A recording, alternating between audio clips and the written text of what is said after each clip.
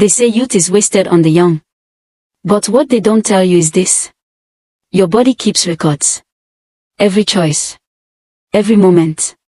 Every decision you thought would disappear with time. Linda lived her life believing she had all the time in the world. She was wrong. This is her story. But before we begin, please like this video, subscribe to Tales by Nene for more powerful stories, and comment below where you're watching from. Now, let me tell you about Linda. Linda was beautiful. Not the kind of beauty that made people stop and stare, though some did. But the kind that made rooms feel brighter when she walked in. She had confidence. Style. A laugh that made people want to be around her. At 22, Linda's life was full. Full of friends. Full of attention. Full of men who wanted her time. Some genuinely cared. Some just wanted a moment. And Linda. She enjoyed being wanted. Her phone always buzzed. Weekend plans were never empty. And when someone special came along, she gave them her time. Until they disappointed her. Or bored her. Or wanted too much commitment too soon. Then she moved on. People called her selective. Her friends called her smart. Her mother called her reckless. But Linda called it living. The thing about Linda was, she wasn't malicious. She didn't set out to hurt anyone. She wasn't collecting hearts like trophies. She just believed she had time. Time to figure things out. Time to settle down later. Time to become serious when serious mattered. And for a while, it seemed like she was right. Between the ages of 23 and 26, Linda made 4 decisions. 4 times, life got complicated. A relationship became too serious too fast. A situationship went further than planned. A moment of carelessness led to consequences. And each time, Linda chose the easy exit. She told herself it was temporary. A solution to a problem she wasn't ready for. The first time, she cried for 3 days. The second time, only 1. By the third and fourth, it became routine. Quick. Quiet. Private. No one knew except her closest friend, Zainab. And Zainab always said the same thing. Linda, you need to be more careful. These things add up. But Linda brushed it off. I'm fine. Nothing happened. I'm still healthy. And physically, she was. No complications. No hospital visits. No drama. Life continued as if nothing had changed. What Linda didn't know was that her body was changing. Quietly. Silently. Without warning signs she could see. Linda's mother, Mrs. Adeyemi, wasn't a nagging woman. She didn't preach. She didn't judge openly. But she worried. Every time Linda came home for the weekend, her mother watched her. The way she dressed. The way she laughed on the phone. The way different men's names appeared in conversations. One Saturday evening, while they were cooking together, her mother finally spoke. Linda, I know you're young. I know you think you have time. Linda sighed. Mommy, not this again. Just listen to me, her mother continued, stirring the pot slowly. Enjoyment is not bad. But some things, once they're damaged, you can't fix them. Linda rolled her eyes. I'm not damaged, Mommy. I'm fine. Her mother looked at her for a long moment. I pray you're right. That conversation stuck with Linda for about 2 days. Then life moved on. What Linda didn't realize was that her mother wasn't worried about reputation. She wasn't worried about what people would say. She was worried about something deeper. Something medical. Something her own aunt had experienced decades before. When enjoyment turned into regret, and regret turned into emptiness. But Mrs. Adeyemi never explained that part. She just prayed. And hoped Linda would slow down before it was too late. At 28, something shifted. The late-night outings felt repetitive. The attention felt hollow. The conversations felt shallow. Linda looked around at her life and realized. She was tired. Tired of temporary. Tired of surface level. Tired of wondering if anyone would stay. She wanted more. Marriage. Stability.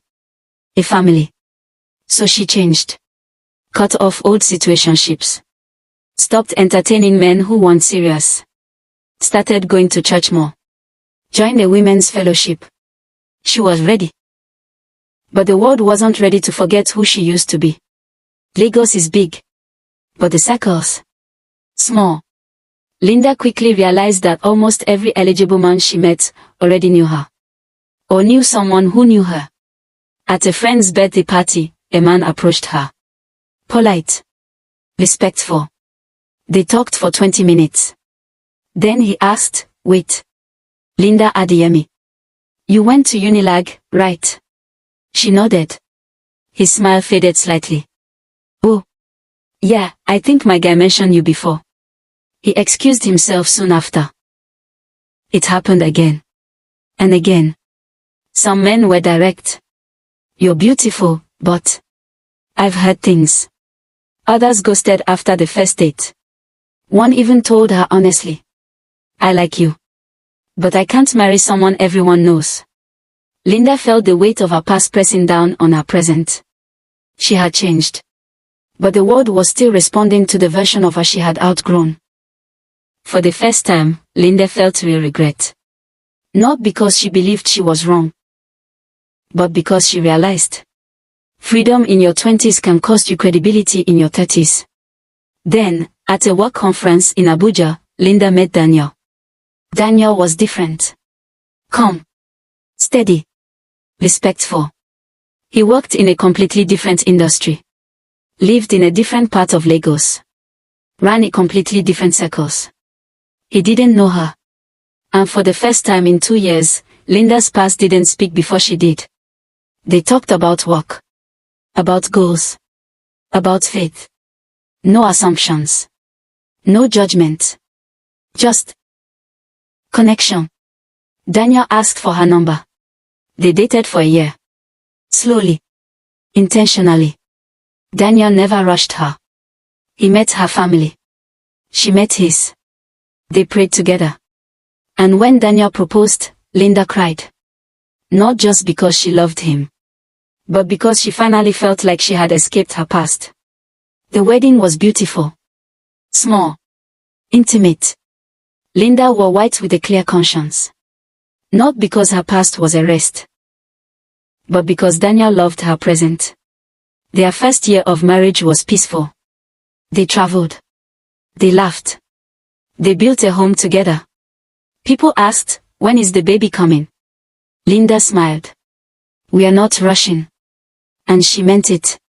She believed she had time. Until the months kept passing. 1 year became 18 months. 18 months became 2 years. Still nothing. At first, it was casual. Then it became noticeable. Daniel's mother started calling more often. "Linda, are you eating well? You know, you should try agbo. My friend's daughter used it and..." "Mommy, I'm fine." Her own mother became quieter. The kind of quiet that carried weight. At family gatherings, Linda noticed the glances. The whispers. The questions people didn't ask out loud. Daniel suggested a hospital visit. Just to check. Just to be sure everything is fine. Linda agreed. She wasn't worried. Not yet. The hospital was clean. Modern. The doctor was kind. A woman in her 50s with gentle eyes. She asked routine questions first. How long have you been trying? About 2 years now. Any previous pregnancies? Yes. Any complications from those procedures? No, everything was fine. Did you follow up afterward? No, I didn't think I needed to. I'd like to run some tests. 2 weeks later, Linda sat in the same office. This time, Daniel was with her. The doctor opened a file. "Mrs. Linda, I need to be very honest with you." Linda's heart began to race. "Your womb has sustained significant damage." Silence. "The scarring is extensive. There's also evidence of incomplete healing from your previous procedures." Daniel looked at Linda. Linda stared at the floor. "What does that mean?" Daniel asked quietly. The doctor chose her words carefully. It means conception will be very difficult. And if it happens, carrying to term may not be possible. Linda heard the words. But they didn't feel real. Not yet. That night, Linda sat on the edge of her bed. Daniel was in the living room. She could hear him breathing. Slowly. Heavily. She wanted to cry. But the tears wouldn't come. All she could think was, I thought I had time.